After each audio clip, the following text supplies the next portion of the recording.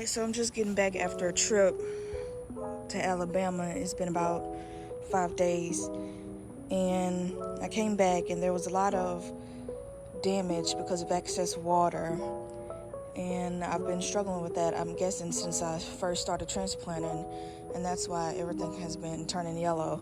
It wasn't a nitrogen issue, it was the nutrients in the soil have been washed away in too much water. But the okra is doing really well, and all of the things planted in this bed is doing really well. So I don't think I have an issue with this bed. But as for the rest of them, I'm gonna have to make trenches to drain the water away from the plants and into trenches that lead towards the walkway. In this bed, I covered it. I didn't till this bed, so the dead grass is still on the surface, and that is holding a lot of moisture too. And in some plants is doing okay, but others, like that one, is yellowing completely, and so is that one. In this bed, I tilled this bed and this one, and it's like a muddy mess. And this soil isn't really clay soil, it's kind of loamy, so it's not really compacted, but it's kind of muddy. So I'm trying to come up with the best way to dig the trenches without upsetting like the way I dug the plants, because the front of the bed I did 4, 3, 4, and then 4 the rest of the way, so I would have to make trenches going around plants, but that's fine. And in this one, like I said, I tilled it, but I started to cover it with more of the dead grass that I cut from the yard, and that's holding water in as well. So that was a mistake on my part. But you can see here, I started digging the trench just to see how it will go and get the proper depth and the slope of it all. And the good thing about this soil is it's not really compacted like I was saying, but the bad part is it's in a rural development area, so it's land that has been sitting and they developed on it, and they don't have the best landscape practices when they're doing like new development housing. So the topsoil is really just about an inch or two, and then it gets to, you can tell here, even though I tilled, it's like the topsoil 2 inches, and then it gets to the native soils. So they didn't really, I would say, collect all of the topsoil and hold it off to the side until they finished to redistribute the topsoil, because it was a rush project, so they didn't really be mindful of that. But everything is doing surprisingly okay, except for the ones that I found that were like struggling really bad. This one is kind of struggling too. It's already got a flower when it shouldn't, because it needs to establish roots and get everything functional. Like the leaves should be bigger and everything else. So I'm gonna dig the trenches, even out the mounds, and see how everything improves from there. So this video is gonna be about mistakes and corrected mistakes. So I'm labeling this growing season as a failure, and we're gonna get into why and all of that. But to start off with, the first reason, even though these okra plants are doing well in their current condition, because the ground is heavily saturated, it's not good drainage of the soil, but a lot of these plants are flowering. There's a pea plant that's flowering, and it barely got any growth on it, and this is a watermelon plant that's flowering, hardly any growth. Something like that I'd expect to be flowering. There's buds on it, but it's not flowering yet. These peppers, yellow, damaged, spots, And most of that is a lack of nutrients. Most of the nutrients is getting washed out, but also could be soil contamination as well as the excess water. I did the trenches and that got rid of a lot of the water from around the plants to the trenches. Same with the tomatoes because they struggled a lot. But it's too late to save them, basically. Plus, I don't know what this stuff is. It looks like oil to me, but I don't know where it would have washed from to get here. And that's kind of getting on my nerves. And everything, we went from having a very, very long dry spell, which we normally do. It's like our drought period. And then we got further into the hurricane season. And now we're starting to get excessive amounts of rain. Instead of going with the design that I knew I should have went with, that I initially wanted to go with, I decided to just use the materials that were already here because I wanted to cut costs, and that ended up being a major mistake. Look, this one is still flowering, even though it hasn't gotten to the point where it needs to. There's no root development, I can guarantee you. These have been flowering. These black sesame plants have been flowering. The only thing that has done well since being transplanted is this oregano, and even that is kind of going towards the end of its life cycle. Kale.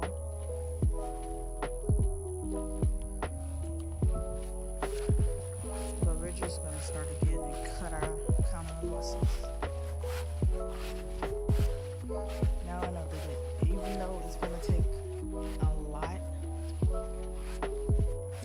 of money and resources, I need to do it right the first time. I should have imported the soil,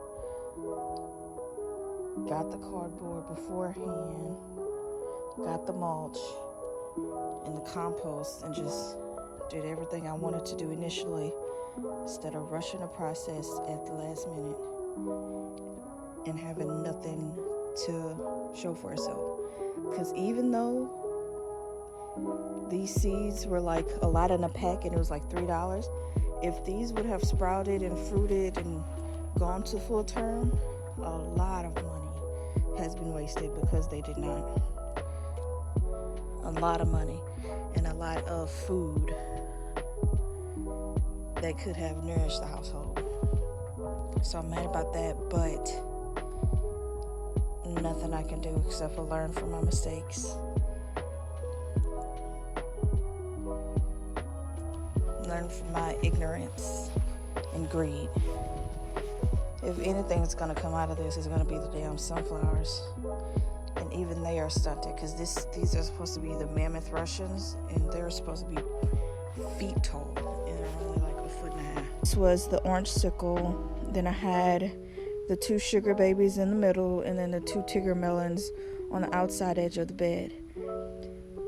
As I said, this is the main area where the moisture pooled, so these didn't do so well at all, and that's why they look like this. And now they're budding as like a stress mechanism to like hurry up and produce those seeds to carry on the lineage or whatever.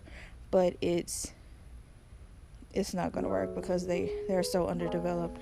The Kajari melon, it took forever for it to catch up and actually mature, and it's still kind of behind, but it's starting to flower now. And does that look like? Nope, we don't have any female flowers yet, but it's exciting. But this is the pride and joy of the melon patch. The Tigger melons, this one, it starts here and it goes all the way down, and then it has the feeders that are going every which way, but I'm okay with that. I wanted melons no matter what, and so it looks like we're gonna have melons because this one, where is it? You can see that It looks like a pollinated melon. And it's starting to take shape. Where's another one? Those are like the female flowers here. They need to grow, bloom, and they get pollinated. So the feeder branches have the melons, it looks like, because here's another one right there. You got the male flower and then the female down here. Coming along this branch, or this vine.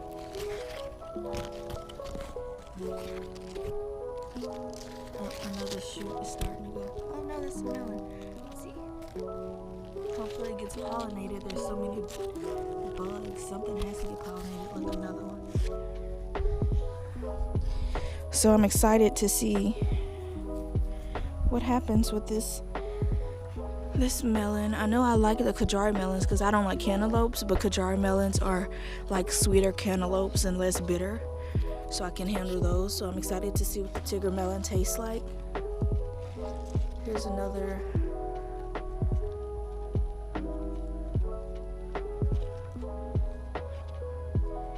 The bloom for it. Oh, another melon. Oh, it's so nice. Male flowers and the female. It's so reassuring to see this because, like I said, I know I made mistakes because I wanted to cut costs, and that ultimately made for poor growing conditions for the garden. And so I just knew when everything started to go down south, I knew it was going to be like wasted money, sadly. I didn't want to do it right the first time because I wanted to save money, but now I'm being forced to do it right the next time, so I'm going to do it right no matter the cost. But as long as I got something out of this, even though I can't really sell it, as long as I get something out for the family at least to eat off of, then I'm okay with it. But yeah, that's the garden. 1, 2, 3, 4, 5. I didn't do the 6th bed because I didn't really feel like prepping it. Digging up that dead weed is going to be a challenge because the roots go deep, and I'm pretty sure there's a snake in there, so that pile's going to be a little challenging too. And ant piles in this yard is terrible. There's one there, and they're fire ants too. A huge one there. Then there's another. Boom. Let's smash this video out before this camera dies. It's been, I would say, 2 months or a month, 3 weeks, I don't know, since I last shot a video of the garden. But as you can see, I didn't get to plant everything that I had started. I had about half of this tray of tomatoes left to plant, and they didn't get planted. And surprisingly, they lasted through the wet season of early August. But as you can see, there were lots of casualties. I lost a majority of the bean plants. They got too wet and they got root rot, and they ended up dying. So what I did was I planted the remaining peppers there, and then I interplanted all the tomatoes that I had left. The 2 soybeans and 2 bean plants is what I have left of those. The sunflowers are doing really well, but something knocked that one over. Oh no, that's a squash plant. Something cut the bud off of this one, so I couldn't save it. And then these 2 got washed out. This one looks like it's trying to bloom, but it's too short. That one is washed out dead. This is the squash plant that kept flowering too early, and it's still kind of flowering too early. And you see, this is what I was talking about, how it flowered too early and it wasn't developed enough, because this one is what it's kind of supposed to look like, and so is that one. You see, the leaves are big, it's branching out and it's vining out, and then it's supposed to start flowering and doing those clusters. This is what that other one was starting to look like, and it was too early. You don't want that. So with these, I don't know if they're going to do what they're supposed to do, but if they're not, I'm just going to harvest the flowers and do like a tempura with those and eat those. But for the sunflowers, the buds are starting to form, and I don't want them to flower because these are supposed to be mammoth Russians, and they're 2 feet tall. And I think that one is a Queen Velvet, but they're too short. And this is where I did the herbs and the brassicas. This is a weed, but the brassicas are gone, overrun. That's the red cabbage kale. It's starting to drizzle, which is very nice. But these are the black sesame, and you can see the seed pods. The flower is turned into seed pods, and these are, I'm pretty sure, supposed to get a lot bigger, but I think because of the stress and the lack of nutrients, it made it go into seed production early. This is what shocked me the most. This is the baby bok choy, and it's doing really well. You see, I had 2 together, but I left them together, and they're doing really well, which is a shocker because of the amount of rain we had. It killed almost everything. This is a broccoli. We're gonna leave that alone. And the oregano was another thing that I did not expect to do well. Although it started to die here and get overrun by weeds, this one is doing okay. But I think I'm just gonna let it die off. The kales didn't do so well because they got not enough nutrients and too much water. Parsley is gone. It looks like another weed. Kale here. Wow, this is the only dill that I see that's still growing, even though it's on its last leg. Moving over to the main tomato bed. They bounced back amazingly, and it was very unexpected. So I did the video about doing the emergency trenches. Excuse me.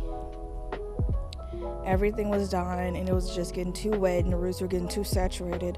So I dug these trenches, and that ended up making the ends of the beds kind of pool water. And so the last row of the tomatoes down there are gone, basically. But the trenches really helped get the water away from where I planted and cleared them up. Because if you remember in the video, they were yellow and they were diseased. Well, not really diseased, but the leaves are rotten and yellowing. So the trenches helped a lot. And then like it would rain, but it wasn't heavy downpour. And then it would rain, not rain for like 2 weeks. And it's really doing good. See, this is the Rio Grande, the big tomatillos, and it started flowering way too early. I think I had one in the middle right here. It started flowering way too early, kind of like it is right there. And so I knew it wasn't ready, but I think it started to get root rot too, so I had to pull that one up. But that one is still not mature enough to start flowering, but it's flowering now, and it looks like some of the fruit is developing. It looks like this is developing into a tomato, and so is this one here. But all of the rest of them, the Rio Grande, are starting to flower, so I'm gonna let that do its thing. The pepper bed, not much is happening, and that's a disappointment for me. This was the one who it started flowering first, and it was this little bud that just fell.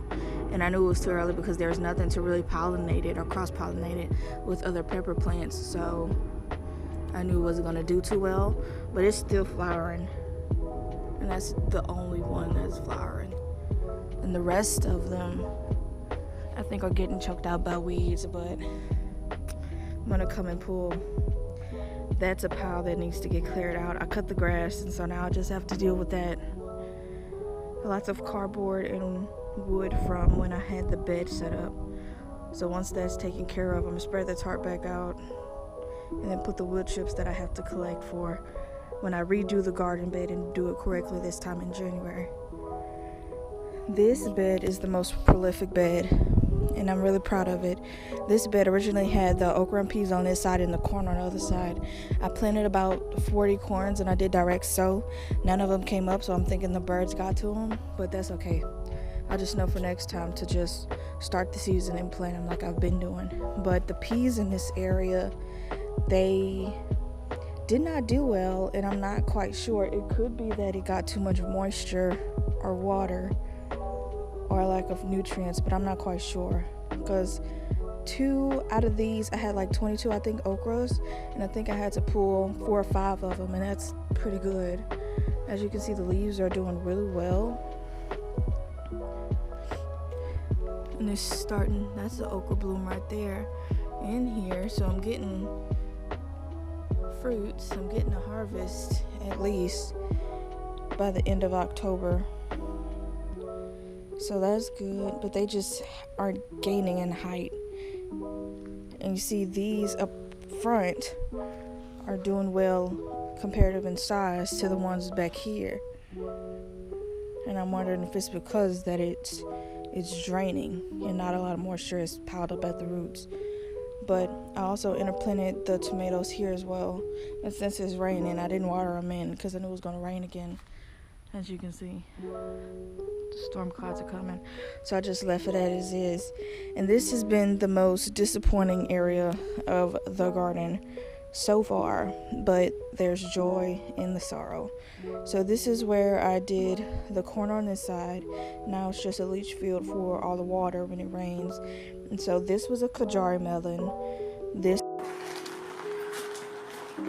So I checked the weather, and it's supposed to freeze 2 days from now, but tomorrow is supposed to be 33 degrees, and then tonight is supposed to be 44. So I'm gonna cover the peppers and the tomatoes in this visqueen. I don't know if it's gonna do anything, but hopefully it does, because I want to harvest tomatoes before the frost or the winter actually hits. This one's fruiting. These are supposed to be the determinate tomatoes, so I'm not quite sure which variety they are. Oh no! This is Blossom and Rot. Focus, please.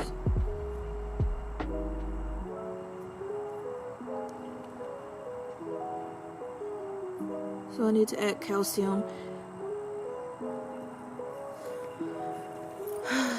Because I know it's not getting overwatered, so it has to be the calcium.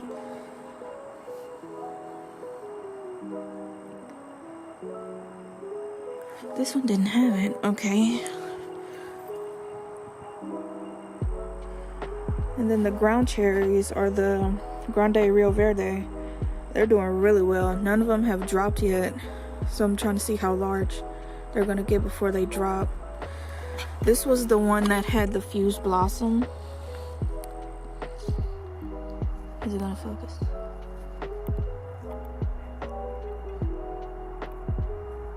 It's not focusing. Oh, why is it gonna be difficult today?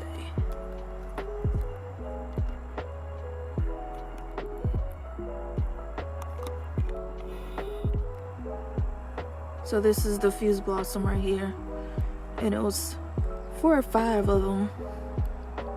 Hopefully it's pollinated. I want to see how it does. And then these, oh, they're looking good.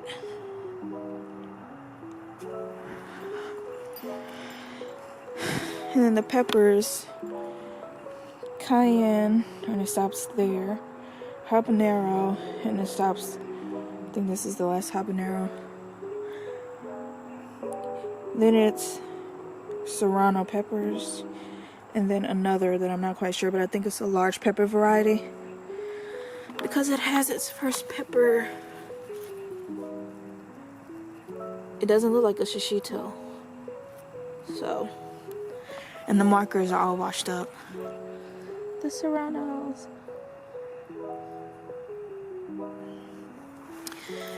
This was the first plant to load itself with peppers and ripen, full of cayenne peppers. And then the lone okra is still thriving. The melons have ripened already, so I harvested those. I don't like how they taste, so I'm not gonna grill those again. But our lone Kajara melon has gotten quite big.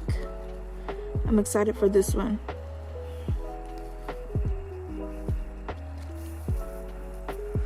This watermelon is trying to grow.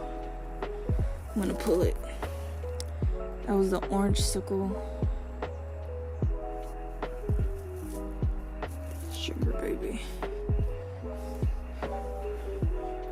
The okra did well. I got a quart-size Ziploc bag amount stuffed full, and I'm working on another one. The blue ribbons are where I tied the ones that I'm gonna keep for seed, because I'm out of okra seeds at the moment. This is my major problem with the okra. The ants are just... the ants are going crazy all over the plants. And then on the okra itself, they nibble around the rim of it.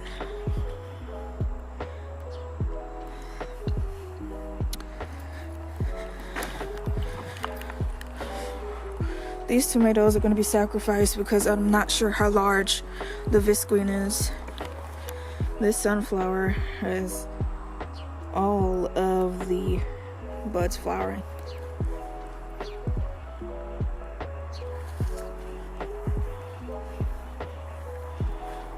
Black sesame,